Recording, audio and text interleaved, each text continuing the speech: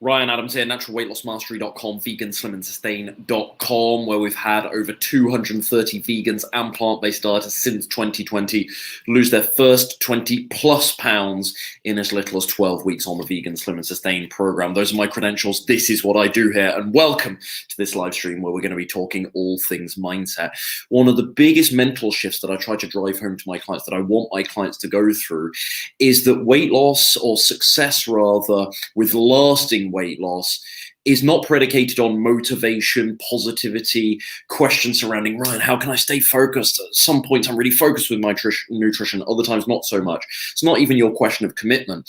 The key to lasting weight loss from a mental perspective is behavioral change.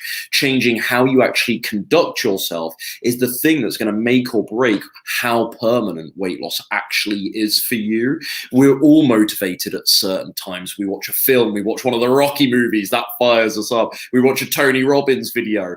Motivation, sadly, is an incredibly fleeting thing. Instead, what I want my clients to go through is the internal transformation of habits, beliefs, how they see themselves, so stories surrounding identity, all of these internal mental and emotional aspects that actually change them. It's very cliche, but change them through the process of losing weight. You won't believe the amount of people come to me who have actually had success with weight loss in the past. I don't get a bunch of people reach out to me who it's their first attempt to lose weight. Far from it. It's usually people that have been around the old roundabout, the weight loss merry-go-round. They've tried every diet and detox under the sun, and they've had varying degrees of success with weight loss in the past. But they're coming to me now because they want, excuse all that background noise, by the way, I'm right in the city here, because they want something different. They want something permanent this time. They want something that feels sustainable. I suppose the clue's in the name of the program. I would like to think Vegan, Slim and Sustain. It isn't just a weight loss program. I want to teach my clients how to do this for life. Anyway, these folks, they've been around, the people that come to me, they've been around the weight loss roundabout, likely you have watching this. And so they've had success with it. They know how it works. But, they know the fundamentals of calorie deficit. Many of my clients, before they work with me, they understand the fundamental tenets of plant-based eating.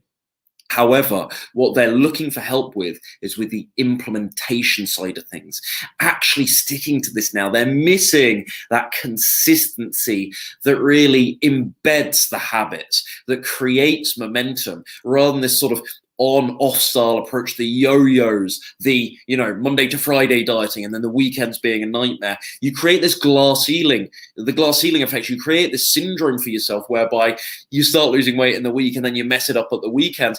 And you might lose weight for a little bit doing that, but there's this inevitable glass ceiling whereby you can't go any further. Maybe you can't get the full 30 pounds you want to lose off at the rate of consistency you're currently, excuse my notifications in the background here, operating at. And so what we're trying to get our clients to do on Vegan, Slim and Sustain is go through behavioral change to whereby stuff doesn't feel forced, anymore. Now, today is going to be about behavioral change, but it's also going to be about changing the way that you think. And I separate that slightly from behavior, because at first, there's a lot of work to do here. You start the new diet and everything is forced. Everything has to feel super intentional. It feels sacrificial. You are actively eating foods that you haven't eaten consistently for a while, and you are actively trying to say no to foods that you have eaten very regularly recently. That takes intentionality. That takes work. That takes mindset battle. There is a tug of war every single day that my clients have to go through in the first couple of weeks of the program. And I set up accountability systems and I give advice and we give mental and emotional support to make those things easier. But there's still a lot of work involved. You're still wrestling with your mind constantly in those opening weeks. Why? Because everything is forced. Like I say, it's not natural. You're not doing the thing that you've naturally been doing for some time. It feels inorganic. It feels slightly unfamiliar to you. And it'd be so much easier to just go and grab the cake and the pizza, right? To come home from work and not to get in the kitchen and prepare, spend 10, 15 minutes preparing a healthy tofu stir fry, which isn't even a complicated recipe, but a healthy tofu stir fry. It's much easier to get on the phone to Papa John's or Domino's, right? Jump on Uber Eats. They make it so easy now, so convenient for us. That's how they do it, right? That's how the marketing's done. And so it feels really forced in those earlier weeks. You have to do a lot of thinking. There's a lot of brain power that goes into keeping clients on track in those opening weeks. You've experienced this yourself. The beautiful thing, though, in time is you can pass through that zone where you have to outthink the little demons in your head to negotiate with them. to whereby this becomes natural. And that is a message that I want to ram home in this video here. To anyone watching this, to anyone unsure if they can actually have permanent and lasting success with weight loss, for anyone asking questions like, Ryan, is it always going to be this tough? Does it always feel like a sacrifice? Absolutely not. That doesn't have to be the case for you. You just have to do this with enough repetition and enough force and energy that your default setting changes, and you are the person that loves to eat well. You enjoy these healthy, whole food, plant-based meals because you're having them consistently. You have far more positive and empowering thoughts about your own ability to lose weight, about your health and well-being. You take responsibility and you don't blame your mother's supposedly slow metabolism or the state of healthcare in the UK, US, wherever you might be. You actually, or genetics, whatever it might be, you actually take responsibility for yourself and you say, no, I do have the power to change this. Health simply isn't the cards you're dealt, as a lot of people wrongly believe. And when you step up to the plate like that, take the responsibility and actually have a sense of deserving and a sense that, yeah, a confidence, let's say, that even if you've been out of shape for a while, yeah, you know what, maybe I can actually do this. Maybe I can actually get slim. I know I've failed a couple of times in the past, but maybe I can actually do this now. When you actually have that sort of force and energy going forward, you combine that with a little bit of repetition and consistency. It's amazing how quickly that default setting changes, right? The foods that you actually crave change. The positivity in which you think of yourself changes. The bounce back ability that you develop to go and eat something off plan and then snap right back into your diet. I know this is something people really struggle with, right? Once they eat off plan, that slippery slope opens up and it's like, here's the floodgates. What are we going to eat next? And they're off track for a week all of a sudden, right? We can develop and train that resilience and that bounce back ability within you. This is what I do with my clients, to the extent that there's only so far they can go off track. And hand on heart, that's how I feel today. I'm not perfect by any means. I still have cravings. Sometimes I still give in to them. But now the difference between Ryan Adams now and of 8, 9, 10 years ago is the bounce back ability is incredible. I will eat a meal off plan, and about 50% of the time I'll go, I can make that better at home anyway, with healthier options, with healthier ingredients. You know, take me back to my diet, give me some fruit, give me some, that's too oily for me, that's too rich for me now, I don't like chocolate anymore, right? And this is sincerely the place I've got to, where that bounce back ability just snaps you back into place like an elastic band. And that's what you need to develop. And this is the message, again, that I want to ram home. I want to let you guys know that this is possible. The questions you have about, oh, motivation, Ryan, it just comes and it goes, what am I going to do? Or, oh, I can stick with this for a while. The problem is you're shooting yourself in the foot because you keep giving up at the critical stage of internal transformation.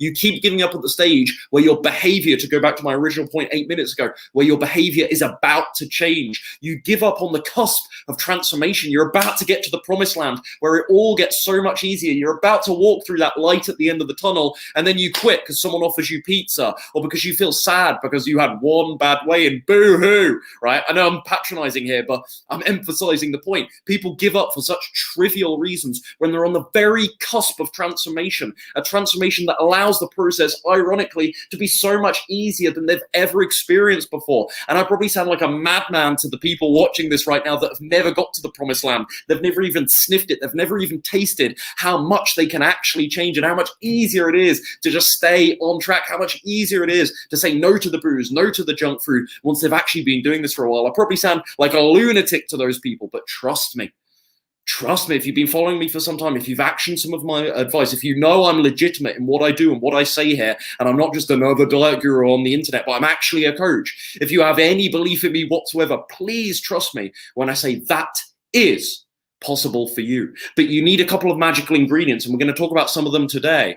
These are the ingredients that I implement into my clients' thinking and their strategies, straight from the horse's mouth right over to you. You're going to need these magical ingredients, and a couple of them are, as I've talked about so far, consistency and repetition to continue actioning good behavior to the point that it becomes familiar and normal and an automatic routine in your mind. It's almost mindless, in the same way that you jump into the fridge and eat bad food when you're stressed or bored mindlessly. You can train the good behaviors as well mindlessly. You can train that get up and go, so where you jump out of bed and you want to put your running shoes on and get outside or get to the gym. You can train that in yourself in the same way that you've trained yourself to develop bad habits and associations and patterns of behavior that actually are harmful for your health over time. Rant over, or the first rant over anyway. Let's jump into this. So point being, one of the points being so far, if you can change the way you think, you can change the way you behave, right? But you have to transition from everything being a lot of force and effort at first to it becoming integrated in who you are, certainly not speaking literally, in your DNA, let's say, in your sense of self, in your identity, in your habits. Why am I so white, by the way? What's happening with the camera? That's really distracting. I can assure you it's summertime. Does that help? It's summertime here in the UK, so I'm certainly not that white. Consistency, positive energy. These are the ingredients that you need to get through the thinking, to get through the phase where you're so reliant on motivation, until this becomes automated, until it becomes habit, until it becomes your new set of behaviors. So we're going to break it down into various, it's semi-unstructured today, but we are going to break this down into categories, and we're going to go through some of the key components of developing a slim body mindset. And the first thing I want to talk about is a very common form of emotional eating. This is one of the biggest reasons why people give up with their healthy eating efforts: stress eating. And here's a little excerpt from my old book, Natural Foods, my first ebook, Natural Foods, The Only Diet You Need. I'm just going to talk about reducing stress here for a brief moment. Stress is a regular part of life and something that everyone experiences. But many people resort to comfort eating as a way of coping. It's probably got something to do with the surge of hunger we experience when we're stressed. Our bodies respond to stress by releasing a hormone called cortisol. Our appetite then increases as our body desperately looks for energy to fight the stress as a response to the cortisol being released. Can you guess what we then start to crave? The highest energy foods we can find, those that provide a big hit of calories. And I think some people on that note make the mistake of thinking that stress eating is entirely emotional. It's not. It's physical, and it's physical to the extent that all emotional eating is physical, because emotions are powered by chemical release. Emotions are not just some random thing. They're a response to a chemical release in the body that changes your mood and it changes your state, and you experience perhaps a different or you have a different emotive filter for what you're responding to, the stimulus that the world is throwing at you, okay? And you can have two very different things hit you in your life, two very different bits of news, but depending on the mood you're in prior to receiving that news, you may have a whole different set of feelings. Have you ever experienced this? Anyway, back to our original point here. So there is actually a biochemical element to the stress thing. It's not entirely emotional, but we're categorizing here for ease as emotional eating. And of course, we go to the highest energy foods because we want those calories. So it's not as though you're just a completely weak, flaky, flimsy human being for wanting cookies when you're stressed. It's not just a question of your willpower. There is also a biochemical thing. You are designed, there is part of you that is designed to go and seek something high calorie when you're stressed to provide fuel for the conquest. But of course, modern day life, are we having so many of those conquests anymore? Well, quite evidently not. You just had an argument with your boss or with your spouse, right? It's not necessarily a life, well, it might be, but it's not necessarily, I hope it's not anyway, a life and death situation. So, but there's several points I've made in that little excerpt from my book, but one of them being stress is a very normal part of life. So I'm not going to come on here today, and we are going to talk about reducing stress, but I'm not going to come on here today and pretend that the solution, if you're a stress eater, is to try and eliminate all stress from your life. Of course not. We're going to need to make you resilient to stress when it does happen, but we need to talk about reducing it as well. Let me have a sip, because I'm just for the first 15 minutes. Jade says, thank you. Thank you very much for being here, Jade. Thanks for your attention. So reducing stress then, too much physical and emotional stress can be harmful to health in a number of ways. Amplified food cravings and emotional eating are the most obvious examples as it pertains to weight loss. While stress is a natural feeling that we can all expect to experience, stress management, can help us steer clear of the dangers surrounding its negative consequences. Being triggered by stress is all the more likely in our fast-paced, stimulus-filled world.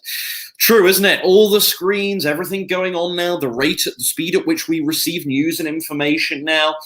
It's tough, isn't it? There are many stress triggers that can just be thrown in your face versus times gone by, versus what our ancestors would experience. Have we adapted to being able to receive that level of information? Well, of course not. It's very, very new to this. It's the last 10, 20, 15, 30, maximum 50 years that we've been so close to information now, so close to data, so close to news, events, so on and so forth. So a question for us is, how could we avoid some of these triggers? How could we avoid some of these modern day triggers? Do we need to limit our screen time? Maybe watching the news is not so productive. I think a lot of people spend an awful lot of time watching the news when they've got things in their own personal lives to address. So yeah, I suppose that's an action step here. How could you avoid some of the common triggers in modern day life that are creating stress in you? Analyze your life right now. There's some things you can't avoid. The stress related to work, unless you're going to move your job, stress in family because you've got, commitments and responsibilities to loved ones and whatnot. Those things can't be entirely avoided. You might be able to change some things so they're more manageable, but there are certainly things right now that are sending cortisol through your system. You're feeling volatile and really reactive to, and merely by cutting or lessening that behavior, you could significantly reduce the amount of stress you're experiencing every day. So here's your action step. Make a list of, I suppose I've just summed this up, make a list of the occasions on which you're likely to feel stressed. Workload, relationships, concern for your children. Go deeper.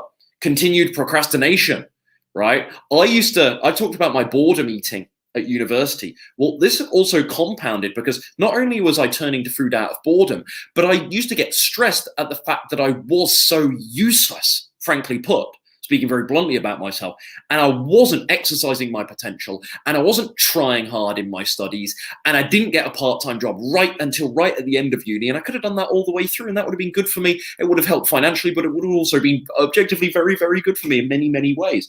And so I got stressed about being bored. Does that make sense? And that just didn't help things either. So go deeper. Think about stress that is caused by procrastination, resentment you have in relationships, poor relationship with your body, all of these things. Ironically, having a poor relationship with your body can actually make you eat more poorly. You would think if you were aware that you didn't like your body, that it would influence you or give you the power to change. Well, sadly, self-sabotage isn't quite that simplistic all the time, but actually it can backfire because that sense of worthiness and deserving, well, you don't quite have it because maybe you haven't been so used to taking care of yourself or prioritizing nourishing yourself in many, many years. So reducing stress in terms of responses, then, it is easy to view stress as being caused by external factors, right? I talked about job, I talked about relationship. These are other people, right? Or other environments, other situations, external, the news, happenings around the world. It's very easy to get bummed out by these things and to consider the causes of stress being all from external influences. But it's often your own attitude and behavior that can contribute to the stress just as much as the external factors can. So try, as it was the case with me, when I became aware that I was boredom eating, that would bum me out further, and I get annoyed at myself for that. Right? So the stress can compile from something that initially wasn't even stress related. And that was all very much internal, based on my own sort of assessment of things, or my own procrastination, my own lack of listening to the needs I had in life and then going out and actually doing things to overcome those. So try keeping a food and a mood diary or journal to start becoming more aware of your stress triggers and their driving forces. Write down the following next time you feel stress. So next time you're aware that you're stressed, write down as follows: what triggered the stress, number one, in the first place; number two, how you felt as a result of feeling stress; number three, how you acted in response to the stress; and number four, what you did to actually feel better. What we want to do is normalize stress in your life, reduce it as much as we can, but also acknowledge that and manage expectations in that you're going to get stressed. You're a human being. Life is not easy as an adult, and there will be challenge, but we've got to remove food from the equation. We've got to remove food from being a coping mechanism for that. And let's come on to that. So still on reducing stress here and responding to that. If you have a problem with a friend or a colleague, approach it amicably. Don't let it fester. This is what people do. They get resentful, and that just makes you more stressed, right? That just adds all this emotion to the situation. So actually deal with, socially or work-wise, deal with problems you've got with a friend or a colleague. Obviously do it respectfully, do it amicably, but actually tackle the problem, the cause of the stress, head on. People bury and bury and bury and stuff it down, and it just becomes a monster, and they don't deal with it correctly, and that's when they end up turning to food or other vices, alcohol, etc., to deal with the emotion, because they haven't actually allowed it to guide and inform their behavior on what they ought to do next. If you're feeling stressed, it's likely for a reason, and it's your body saying, we've got something to fix here. This is not a pleasant feeling. We're giving you this chemical cortisol to let you know that this is an unpleasant feeling and that you need to take action. It's heightening our emotion. Let's go and do something about this. So rather than not telling our partner that we don't like how they're treating us right now, not telling our boss that our workload is a little bit too big, or that we didn't like particularly the way they spoke to us, rather than actually dealing with those things respectfully, we just stuff, and food can be part of that equation, part of that coping mechanism. Try not to, this is another point in reducing stress, try not to demand too much of yourself. By aiming for perfection, you set yourself up to feel more stress. Be realistic with what you can actually take on at work, at home, in terms of weight loss. Maybe weight loss is making you even more stressed than you're likely to eat off track. Again, ironically, even though you're trying to work on your weight. And maybe it's because you've set some bizarre expectation of yourself that you ought to be perfect with every single meal for the rest of your life, that you ought to be losing 3 pounds a week like you did in the first week of your journey. Be a little bit more lenient, be a little bit more, it's not even lenient, be a little bit more realistic with your expectations and demands of yourself. And finally, don't merely mask the underlying cause of the stress, as I've alluded to for the last couple of minutes, by turning to food. Embrace and troubleshoot the true problem at hand. How many times on Instagram, how many, my clients will attest to this, how many times have I said to my clients that 9 times out of 10, not always, but significant amount of the time, 9 times out of 10, I'm speaking very anecdotally here, 9 times out of 10, our emotional eating problems are not actually a problem with food itself, but rather a problem in our personal lives. So deal with it. If you can't avoid a stress trigger, change the way you interact with it, right? So I've talked a lot here about trying to reduce stress, trying to tackle problems head on so you are less stressed. Exercise can really help lower your baseline stress as well by doing it frequently. We may touch on that a little bit later. And these are ways to reduce stress. But sometimes stress triggers, you can't avoid them. Maybe you receive bad news, or maybe there's a particular source of stress right now that you can't change, like your current job. Maybe you have to stay there for one reason or another. And so for the next 6 months, it's looking a little bit rocky. It's looking a little bit tricky. What do you do then? You can't avoid that stress trigger. You simply need to change the way you interact with it. Exercise. It was on my next set of notes. I didn't know if it was. Regular exercise can be a powerful stress reliever for many people. Exercise can fire up your production of feel-good endorphins, those neurotransmitters, whilst also distracting you from day-to-day worries. Yeah, it just gives your mind a break from processing all the stuff that's causing you stress and worry anyway. Exercise can also be a preventative measure though. So yeah, I just mentioned this. Moving your body regularly can increase self-confidence, help you relax, and improve your sleep. So again, when it comes to the effect of exercise on stress, you can use exercise as a response to feeling stress, to take your mind off it, to go and release that bundle of emotion that you've got. But you also can lower your baseline level of stress every day, which is going to make you less spiky and volatile to stress when it comes anyway, by seeing exercise as a preventative measure, again, to increase mood throughout the day anyway, help you relax, improve sleep, etc., etc. All of these things have been shown to lower stress, increase self-confidence. So yeah, if you're doing a regular exercise anyway, this isn't necessarily something you need to change. You should be already tapping into those stress relieving benefits that exercise can give you. Now, reducing stress via food, this is an interesting one. Certain nutrients can actually help lower stress levels. They've been proven to, and help us feel more relaxed each time we eat.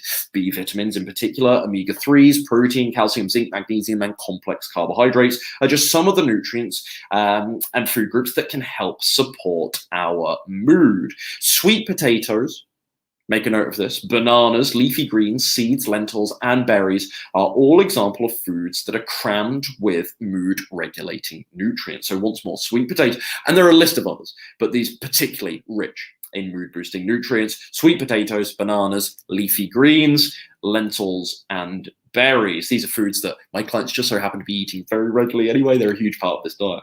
Now, for more on this, you can actually check out Dr. Neil Barnard's book, Power Foods, for the Brain. So for more information on the relationship between food and mood, that's Power Foods for the Brain, highly recommended by Dr. Neil Barnard. You guys know I like his stuff. I recommend his stuff a lot. But I wanted to include, that little bit on how food can actually help relieve stress, because yeah, diet will lower stress as well by having a decent diet, by taking in good nutrients, and then the after effects of eating a good diet in terms of weight management, in terms of hormonal, metabolic health, etc., sleep, rest, recovery, etc., lowering inflammation. All that stuff then can lower stress as well. So there is just this what's the best metaphor for this?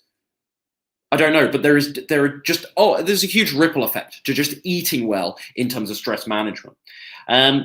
Other tips for reducing stress then, beyond exercise, beyond food, reducing caffeine intake, that can be a helpful one. Applying some perspective to situations as well. Thinking about other struggles you've had in the past, thinking about other people's struggles, and then almost as a result, sort of trivializing your own. Spending time with friends and family, really obvious one. The comfort, the good feeling, the love, the nostalgia, the nostalgia is not the right word, the familiarity, the closeness, the intimacy, all of those things can help take away the stress and relieve you in the moment. Laughing, really, really good antidote to stress. Spend time in nature, get present to the moment, mindfulness, so you can practice things like meditation. Learning to say no, I'm not going to do this assignment, boss. Look, there's a lot on my plate right now. I really want to help you out with this. But listen, is there something we can do here? I don't think I can take this on right now. I'm going to burst here if I add any more workload.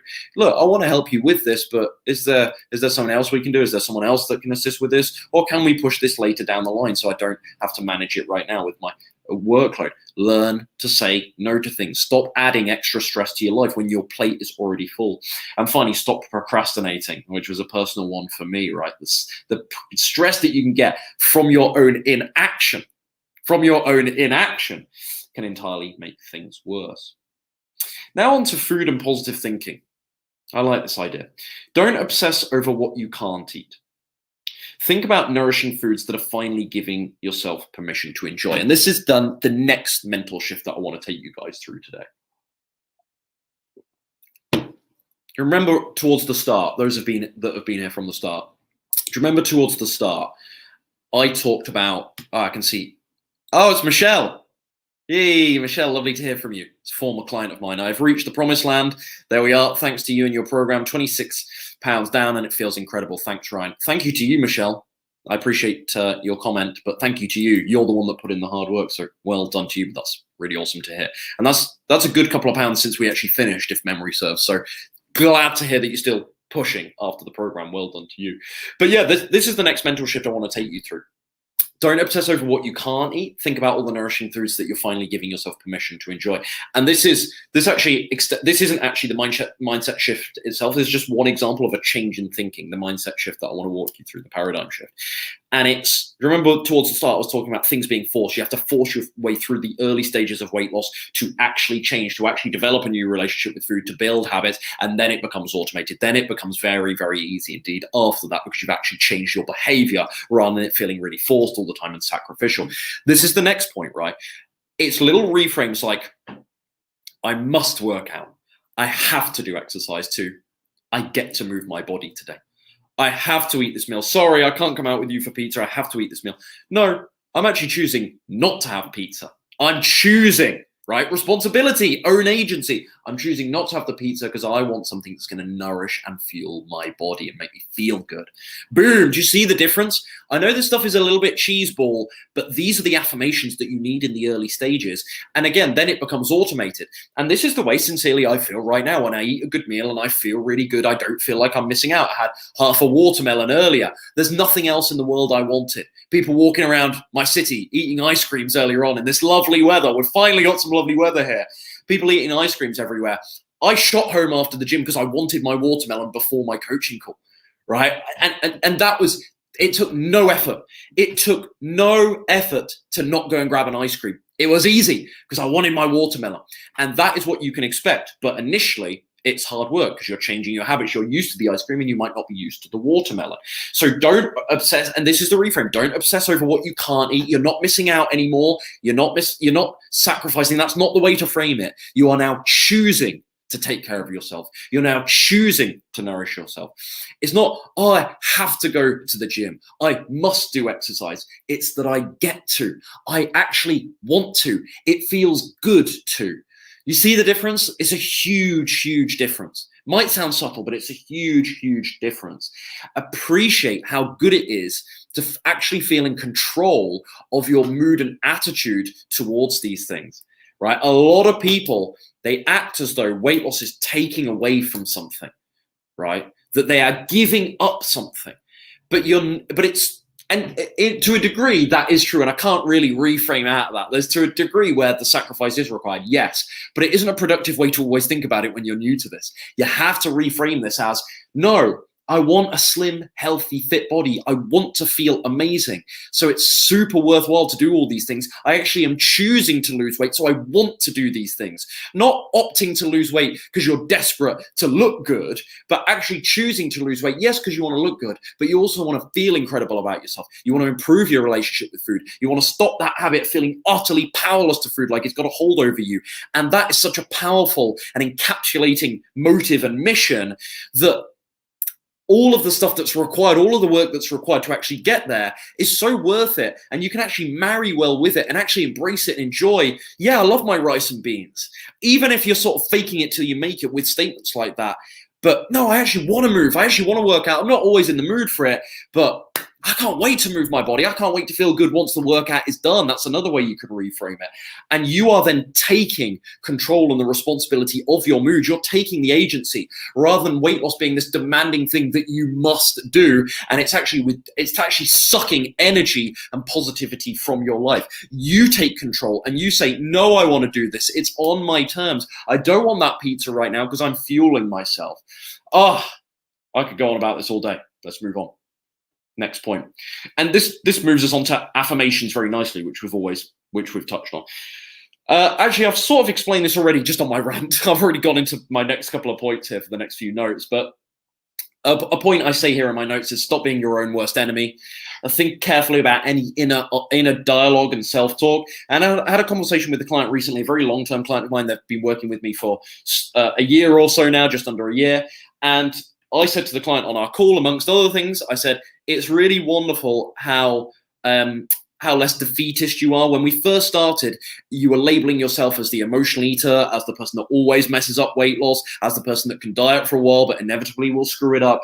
And just to see how far you've come in, the positivity with which you now speak to yourself, because you've developed a little bit of trust, a little bit of confidence in your ability to actually stay consistent and actually consistently lose weight week on week, month on month, albeit not perfect every single day or every single meal. Overall, hugely moving in the right direction. And now just naturally and organically over time, destroying that defeatist mindset that you once had. And that's what I was pointing out to her. You've got to think so carefully about the things that hold you back. The I'm a chocoholic, I can't live without wine. Pretty much every conversation I have with a new client, they will say 5 to 10 self-defeating comments in the opening 15 minutes of the conversation when we're talking a little bit about their history and recent successes and failures with weight loss. I will hear 5 to 10 very disempowering beliefs they've got about themselves, putting themselves into a box and saying, oh, Ryan, I'm the person that always does this. Ryan, I'm the person that always binges. And it might be true, so I understand why they have that thinking about themselves. But I just want to be like, stop. You've already lost because you're setting up a script through this sort of imagined story of yourself, rightly or wrongly, as to whether that story should or should not exist. We want to let it go now, and we want to move on from the labels and the identities that you've placed on yourself based on failures of the past, because we're not going to create a situation whereby you think failure is possible now. We're not even going to entertain the possibility. So we need you to believe you actually can change and you can write a different story for yourself. So just think carefully, bottom line, about the inner dialogue, your self-talk. Try and catch those limiting beliefs before they hit in. I'm always the person. No, you're not. I don't really like exercise. What do you mean you don't like exercise? Have you tried? When was the last time you did actually do some exercise? Let's cut this thinking out and let's try and create some new stories around this stuff. So I've already covered this, but you could reframe things like, I don't have time to work out, to I will make time. I control my schedule and working out is important to me. I've got these new goals and I want to work out now. I know it's good for me. That's so much more powerful than I don't have time to work out. I don't have energy to work out. I'm too unfit. I can't work out. Reframe I can't lose weight to I can lose weight. I'm already doing this right now. The scale is moving. Nothing will stop me now. Right? Weight loss is impossible. I reframe it to, I used to think weight loss was impossible, but this time I'm stepping forward with urgency, with positivity, and I really believe I can do this. And I'm going to let my results enhance that feeling. I've got a little bit of doubt, a little bit of caution because I failed in the past, but as soon as I see that scale drop, I know I'm going to feel good. I know I'm going to start to believe I can actually do this. Truly believe that you are deserving of a happy, healthy life, and try and adjust any thinking that doesn't conform with that. Be your own dictator with your brain. Cut out any harmful thinking. When negative thinking happens, negative results follow. Something to make a note of. It's not particularly profound, but when negative thinking happens, negative results will follow. More affirmations then very quickly before we move on. I am discovering delicious new foods that make me feel healthier. I'm not losing anything by not having pizza, by not going out to eat as many times, by not having cake with you on your birthday. Instead, here's the reframe, I'm discovering delicious new foods that make me feel healthier. I am grateful to have a body capable of exercising. Not, I hate exercise, I feel so unfit. No, I'm grateful to still have a body that's capable of exercising. I'm not a pro yet, I'm not an athlete, but at least I can give this a shot. My body is still in a state where I can give this a go. I've got a second chance. I am surrounded by people who encourage and support me. They might not eat how I want to eat. They might not get the whole vegan thing, but I do have at least some cheerleaders around me, some people who are genuinely on my team, or I have a coach or a personal trainer that's singing my praises, that's cheering me on. After a hard workout, I feel incredibly proud of my accomplishment. It feels awesome. Not, and you see it in people's spirit, their body language. Oh, I've got to work out. Oh, no, I have to go to the gym. Yeah, but think about how amazing it's going to feel once that workout is done, once you've crushed it, once you've hit those personal bests, once you've set your new, 5K time running, or you've lifted a new heavy weight in the gym. Oh, you're going to feel just awesome about yourself. And future pace like that, and it's going to help you channel the energy to go and actually do the workout rather than this, oh, I can't believe I have to work out again. Oh, my coach wants me. I got to go to the gym again. You've got to go to the gym for what? For what? Because it's like, when you say it like that, oh, I've got to go to the gym. It's like, who for?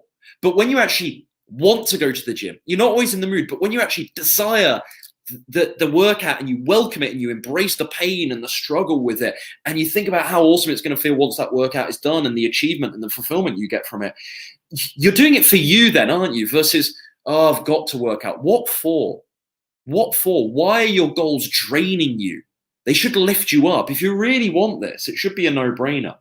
I let go of all urges to criticize my body. Oh, I'm fat. Oh, I hate the way I look. Oh, I'm disgusted by myself. This is how, it sounds tough, but this is how people speak to themselves. This is how people speak to themselves. I let go of all urges I have to criticize my body. That's the reframe. I allow myself to acknowledge that I am worthy of a slim and healthy body. I don't always feel like it, but I allow myself to recognize that I'm worthy of it. So pause. And this is a nice segue. Think about this. Do you truly, and I'm making that noise because there's going to be tumbleweeds at home. This is a heavy one.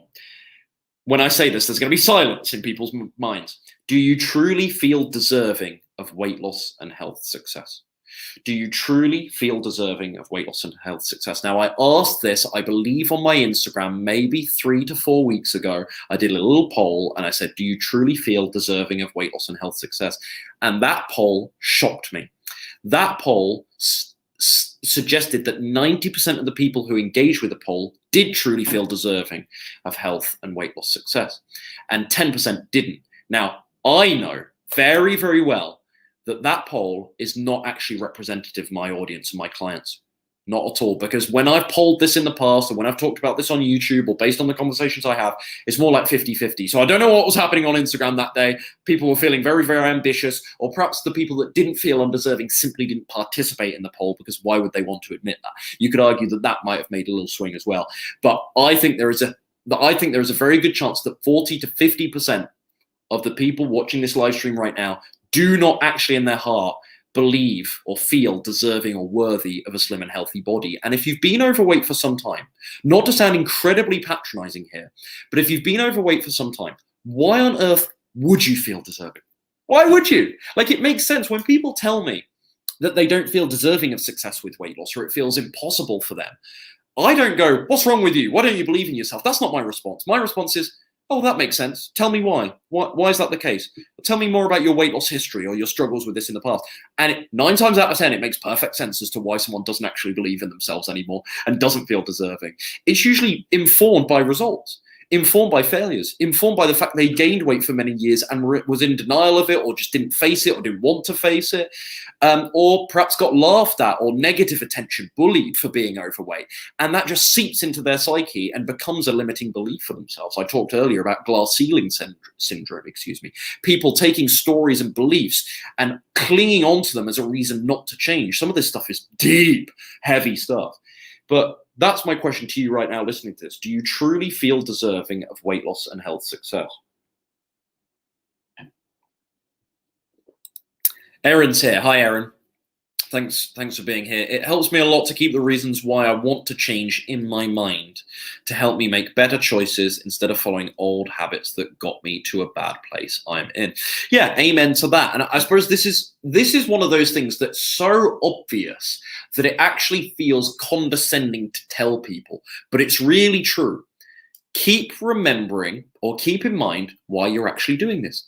And people will listen to this and they'll go, duh, but people dispose of their motivations immediately when someone offers them ice cream, immediately when they're a little bit bored or stressed. People are a feather in the wind, and they can go from literally feeling fired up about finally losing weight, about finally getting back in the gym, about finally doing some exercise.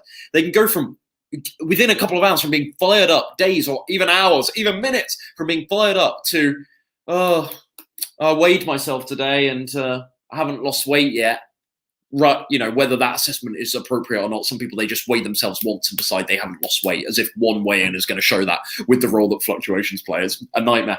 But, I've had a bad weigh-in. Or, I had an argument with my boss. What, so you're going to just discard what you said 20 minutes ago, half an hour ago, 2 days ago, that you're really committed, that you're really fired up right now? I see this every January. We see this every January, right? And so people are a feather in the wind. They are willing to drop their motives and concede and give up just for a little bit calories, a little bit of shug, a little bit of refined sugar. That's what sugar is. That's shug is what I call sugar, by the way. Refined sugar, a little bit of artificial stuff, a few chemicals in the food. People, all the fat, people give it up for a bit of junk food, for 2 minutes of taste. And then just crap feelings after that, where they feel guilty and metabolically digesting that food, they feel awful, right? People will do that just for a bit of a pleasure hit. So I think Erin is totally right here. And although it might sound, sorry to call your point obvious, Erin, although it might sound like a very obvious, commonplace thing to say, this is something, what Erin has said here is something people do not do. They just discard their reasons for doing this instantly, and so easily, so flaky people are. And you're going to need a little bit more strength. So do you deserve success is my next question to you. Do you deserve success? If you've been overweight for some time, as I just said, the very thought of being slim might be so far outside your comprehension that you no longer feel it's possible. This feeling can then be further amplified by past failures and guilt around past failures. Well, even when I had a coach before, it didn't really work. So why would I assume I can actually lose weight now without a coach, right? Or with another coach? And this can kind of give you the sense that you're not really entitled to reach your goals, that it's really not meant to be for you. And ultimately, I think there are exceptions to this rule, but I am a believer, not to think of myself as a philosopher or to say anything particularly profound here that isn't weight loss related, but I have generally speaking found that in life, you ultimately, not all the time, but you ultimately, broadly speaking, get what you deserve. Or rather, let's change that. Get what you believe you deserve. Get what you feel entitled to from the world, generally. So again, on this question of do you deserve success, self-sabotage, we haven't talked about that, or we have briefly talked about that today. Self-sabotage might feel unintentional, but it could be a result of this feeling that you're undeserving or unworthy of weight loss. If you have a bias towards not deserving a healthy body, you might well find ways to deny yourself that result. To deny yourself that outcome. So you might be more easy to succumb to the cravings, to skip the workouts, if you have this narrative running in your head that I don't really deserve this, that I've always been overweight, why should I have this? By feeling undeserving, you can create a resistance to any positive and meaningful change. You can step forward not with 100% conviction. I've seen this with people that feel unworthy of weight loss, or similarly that weight loss is impossible, because they're not necessarily the same thing. But either of those, I've seen people, they can only channel like 80 to 90% conviction. They are never fully with it. They are never fully throwing themselves, immersing themselves in the process, because this resistance they've got just it just allows them to go off plan a little bit more often. A little bit more often. Because they have this sort of underlying feeling of, well, it's not possible for me anyway, or even though I want to lose weight, maybe I don't always feel that deserving of it. And it just creates that room for doubt, just creates a couple more slip-ups every single week than if they didn't have that, or if they had a more productive sort of reframed thought around deserving weight loss. I've skipped ahead in my notes here, sorry folks. Those who have lasting weight loss success don't say, I'm not sure if I deserve this. They don't say that. They believe that this is possible. And they acknowledge that their past sort of informs their level of self-belief. But they are willing to see that there could be something different happening this time, that they can create a new story for themselves. And just because they've messed up in the past, that doesn't mean that that has to be it for them now. That doesn't mean that's the cards they're dealt and it's game over. So how can you start feeling worthy then? This one is tricky, admittedly, but a couple of pieces of advice on this.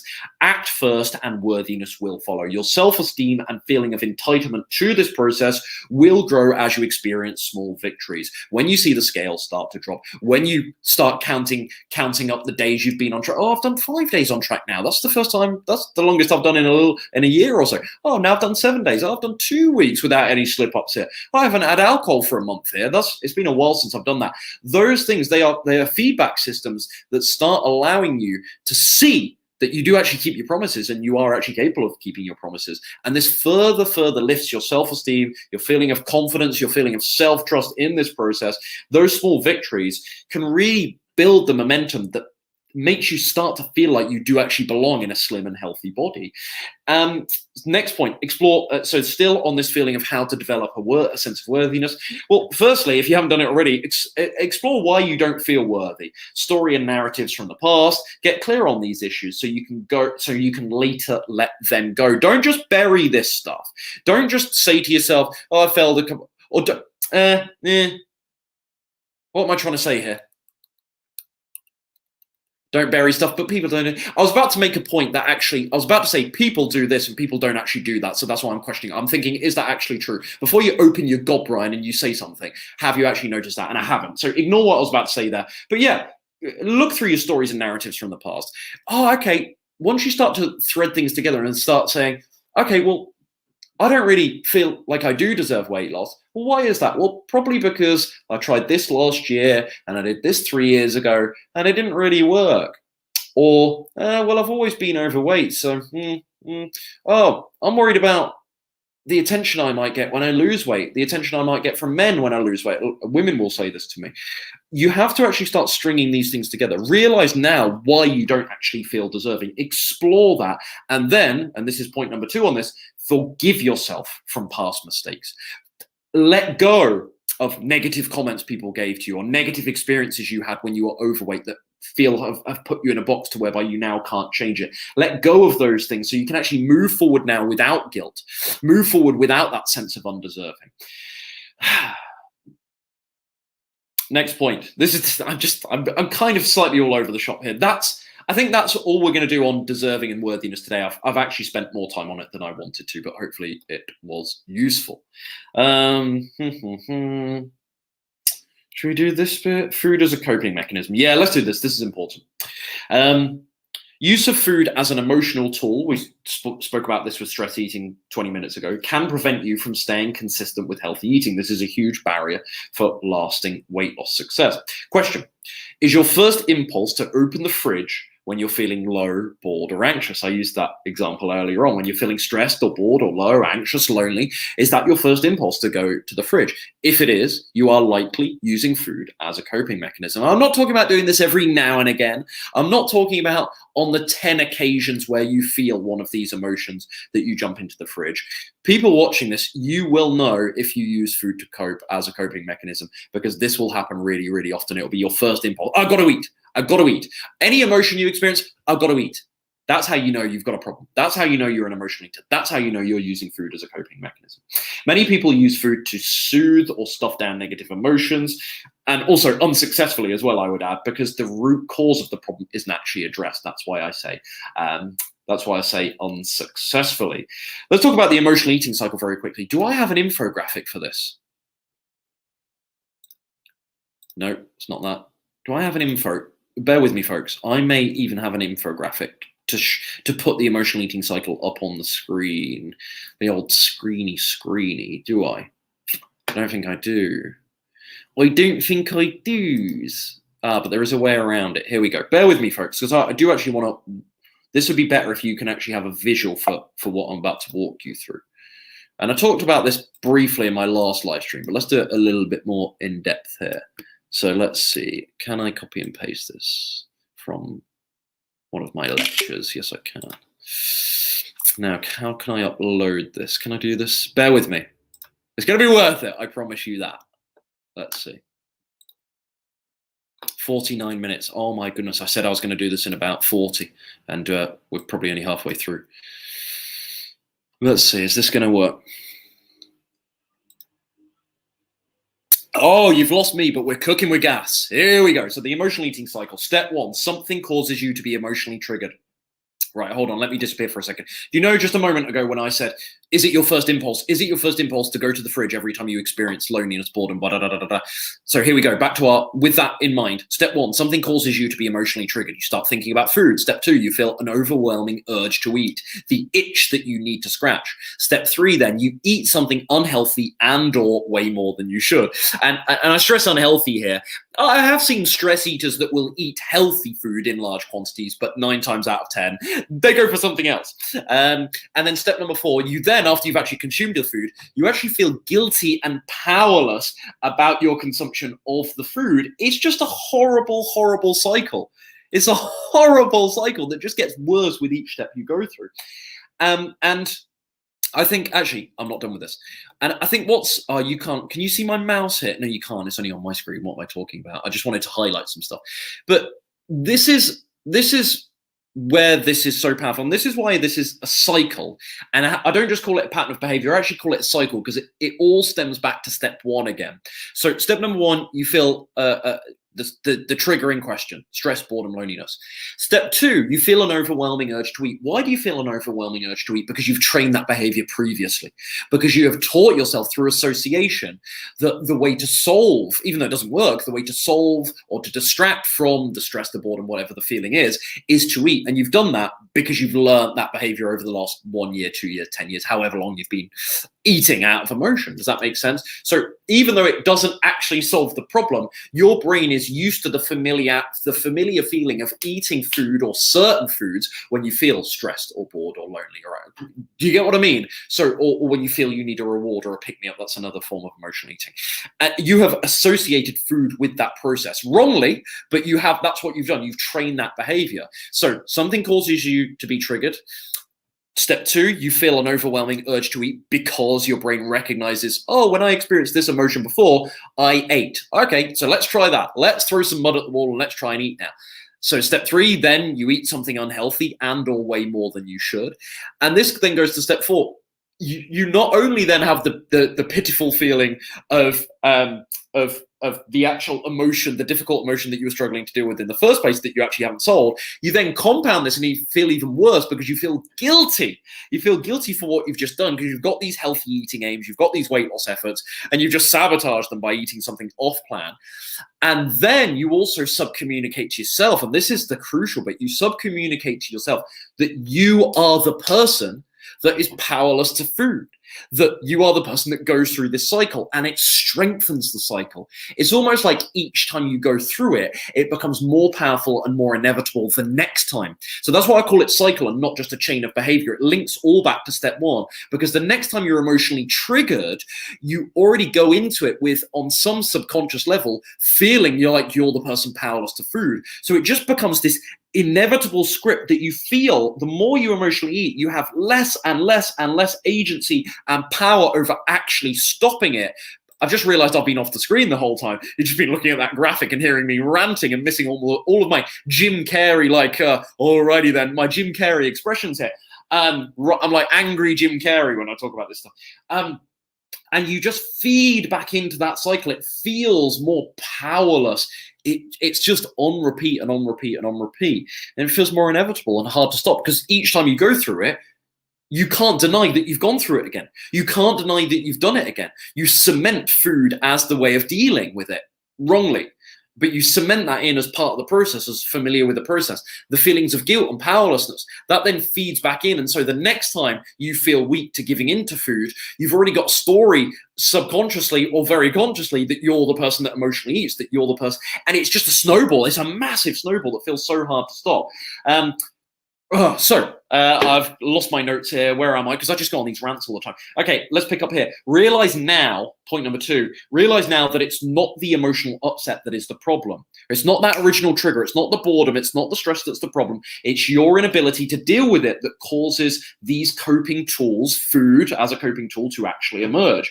As soon as we treat these things, and when I say these things, these feelings, like a fire that needs to be put out, I'm bored, I'm stressed, this is what people do. They react like a fire. It's a fire. That's when people, they just jump to food so quickly, so mindlessly, immediately. And we rationalize acting fast because it's a difficult feeling to deal with. We want to stop that feeling, even if it goes against our best laid plans. Like, you have to stop treating food like a fire that needs to be put out. It's not the emotional distress itself that is harming your health. It's not the fact you were bored or stressed.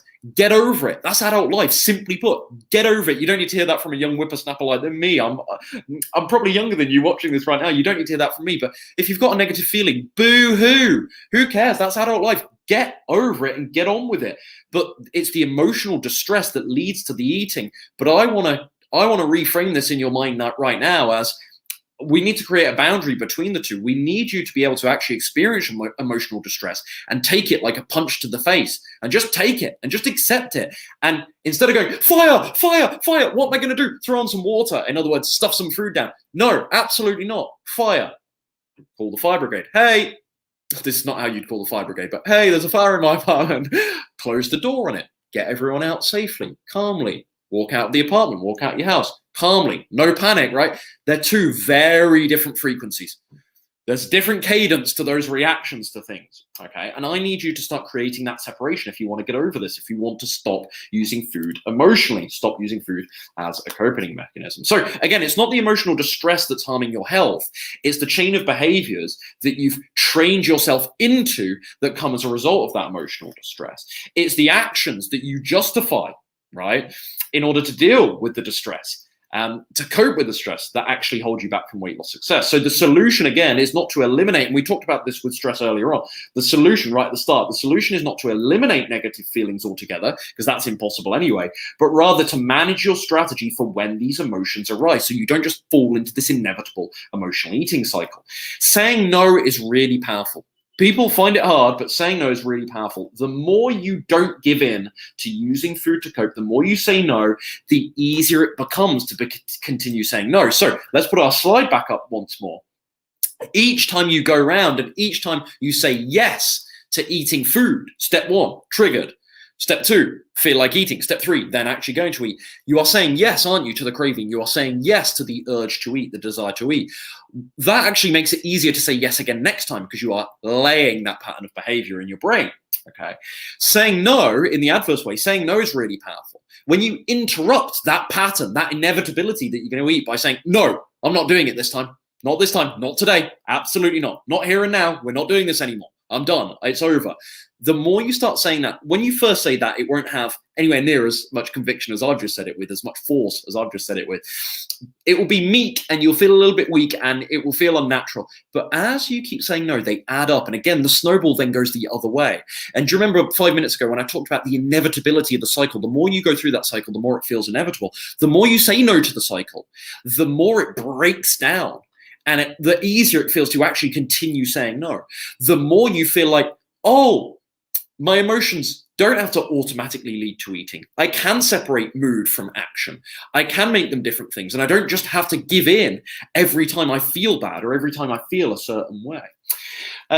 So yes, dealing with food as a coping mechanism, then you must set clear rules and boundaries so that you know when your emotional mind is rationalizing coping mechanisms. That's hard to do. One of your weaknesses of the past might have been, so to explain this further, one of your weaknesses of the past might have been Ice cream, that's the Ben & Jerry's for me, as many of you know, so that's quite apt. As a result, you might say to yourself, no ice cream for the next week. You're going to take it out of the equation. You're going to stop rationalizing it as a coping mechanism, and you're going to give yourself a clear rule and a boundary to not use food to cope. So, okay, no ice cream for the next week. Now listen out with this in mind for the rationalizations that you get during times of emotional distress. So think about when you're next bored or stressed or lonely. Listen to the inner dialogue. Listen to the self-talk again. Okay, I had an argument with my boss. He was so rude. The only way to cope, give me the ice cream, hand me the drink, right? People, it's very cliched, but people do this stuff, right? Every time they're stressed or every time they've had an argument, oh, let's grab a drink. Let's go for a drink. Let's take the edge off with a drink, right? You have to make a note when they're happening of these rationalizations in the moment. And you do this by setting clear rules and boundaries. So when you've said to yourself, no ice cream for a week, when you next think about ice cream, you think, oh, yeah, but I made that ice cream rule, right? You're bringing awareness and consciousness and intentionality to it, rather than just saying to yourself, I'm going to try not to emotionally eat. Try and actually try and create some rules around your usual coping mechanism. So say, I'm going to have no alcohol for this month. And then you take away alcohol as the option. So the next time you think about alcohol, you've got a conflict because you go, oh, yeah, but I said I was not going to do alcohol, right? All of these little things, it's not a guarantee that you won't drink. Just saying to yourself, oh, I'm not going to have alcohol for the next week. That's not a guarantee that you won't drink. But it means when you have the thought of, I want some alcohol, it means you've got something that challenges it.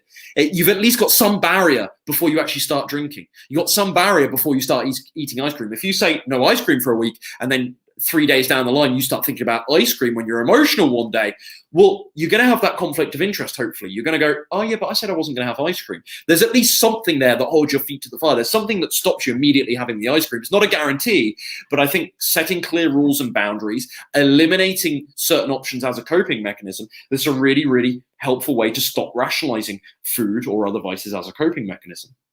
And on this note, write this down. This is huge.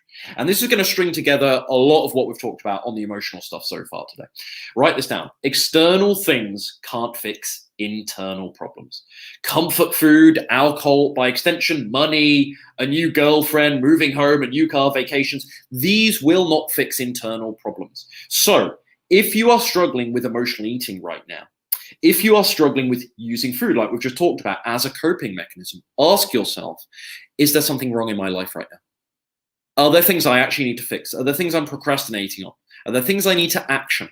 Is this external? Are there thoughts and beliefs and bad habits that I have that actually I'm chasing, comfort food, or I'm chasing money, or I'm chasing whatever vice or some new object in order to sort of mask an unhappiness with myself, a lack of sense of achievement? I mean, again, this is really heavy stuff, but keep in mind, external things can't fix internal problems. And the more you stop, this is the brilliant thing about it. This is going to improve every area of your life. We're not just talking about weight loss and healthy eating today. This is going to improve every area of your life, because the more you can stop emotionally eating, the more you can actually address the things that are causing the emotional distress in the first instance. Because maybe there's a trend there. Maybe there's stuff that's regularly happening to you that leaves you feeling stressed or bored or lonely. And you can actually just fix those things. If you're lonely, maybe you need a partner. Maybe you need more friends. Food isn't the answer, but it's only when you stop eating food and stop letting it, or letting the illusion that it fixes the loneliness, when you stop engaging in the behavior of that, stop sort of allowing the illusion to happen, to allow food to cast a magic spell on you to whereby you think it's the answer to the loneliness. You train yourself to think it's the answer to the loneliness. Once you've done that, you can actually realize, oh, I am lonely and I should probably do X, Y, and Z about it. Once you take out emotional eating, you see what your other options are to actually fix the problems you have in life. Food is not entertainment. Very quickly on this, food should be framed as something to nourish and fuel. This is so huge. And I think I talked about this in the live stream. It's not here to entertain. It's not here to comfort. It's not here to numb. It's not here to soothe. This is how you stop dealing with it as a coping mechanism. You take it off its proverbial pedestal as something that's there for pleasure or for entertainment, or again, to soothe and stuff. And you start seeing it as something that's there for your nourishment, for nutrients, for fuel, for energy. This doesn't mean, of course, that we can't enjoy our food. I appreciate when I start talking about food in this manner. It's like, oh, you've just got to eat bland stuff. Of course, that's not what I'm saying. Doesn't mean you can't enjoy food, but first and foremost, it must be treated as something to power the body and make us feel great. It is there as a function of your day. Same as going to the bathroom, same as brushing your teeth. That's how you need to start thinking about food. If you are somebody that glamorizes and fantasizes about the cheesecake that you eat on a Friday night, you are going to need to let the pendulum swing the other way a little bit. And you are going to need to frame food in your mind as just something that's a function of your day, like other things that you have to do. Of course, this is made harder by age-old traditions and celebrations, and in recent years, the increased sort of convenience of food and popularity of dining out, home delivery service. It's really hard to make this distinction. It's really hard to truly see food as something that's there for your fuel when it's just thrust in our face and as accessible as it is nowadays. And this brings me on to the question, because I think this is a huge problem. Have we maybe forgotten, certainly in the Western world, why we eat now? Have we forgotten why we eat? Most of us don't know what it's like to be truly hungry anymore. A lot of people have never missed a meal. I'm not necessarily an advocate for intermittent fasting. There's a lot of people, though, if they had to do intermittent fasting, they would freak out. They would give up after an hour of trying, missing breakfast in the morning. They would give up because they are so used to a source of calories being readily available to them and actually making use of that. I think we've so forgotten why we eat now. We've so forgotten why we eat. If we can't even go one meal, if we can't skip one meal, it's not good to do regularly, but if we can't skip one meal from time to time, that's surely a sign that we perhaps don't have enough gratefulness around food. And we have totally commodified its use beyond just being something that fuels and nourishes. So when we eat, the taste of our food isn't associated with the relief of finally being able to eat after a period of excessive hunger, without getting all sort of Darwinian on this. If you have got an abundance of food all the time, and you have got all this artificially enhanced food, there is a huge lack of that sort of primal reward dynamic of actually going and getting food and actually then eating food and getting the relief of, oh, yes, I've now had a source of calories after a period of scarcity around food.